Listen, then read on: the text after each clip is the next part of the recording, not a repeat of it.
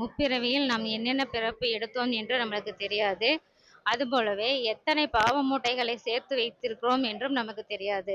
அந்த பாவ மூட்டைகளை சத்குருவின் சன்னதிக்கு வரும்பொழுது, நம்ம பாவ மூட்டைகளை சத்குரு வாங்கி சுமந்து கொண்டு நமக்கு பாவ விமோசனம் கொடுக்கிறார் என்பது உறுதியாக கண்கூடாக பார்க்கக்கூடிய ஒரு நிகழ்வாக இருக்கிறது. மாதா, பிதா, குரு அதுக்கப்புறம் தான் தெய்வத்தை வணங்கணும்னு சொல்லுவாங்க. மாதாவும், குருவையும் நல்ல மதிப்பு கொடுத்து வணங்குவர்களுக்கு தெய்வத்தை போய் பார்க்க தேவையில்லை. தெய்வமே உங்களை வந்து பார்க்கணும்னு சொல்லுவாங்க.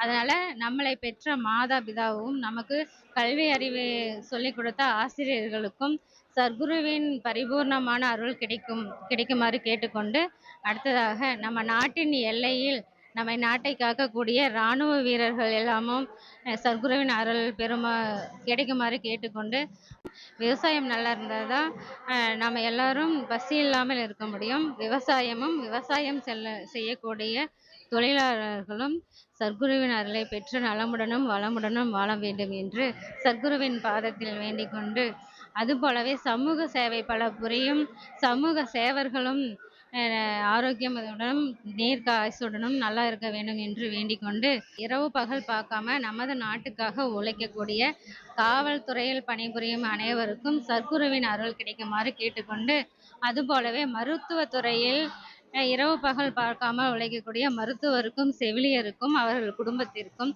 சத்குருவின் பரிபூரணமான அருள் கிடைக்குமாறு கேட்டுக்கொண்டு, அதுபோலவே ஆன்மீகத்தில் தொண்டு செய்து வரும் திரு சேது அவர்கள் நிறைய சிவலிங்கத்திற்கு ஆலயம் கட்டி தொண்டு செய்து வருகிறார்கள்.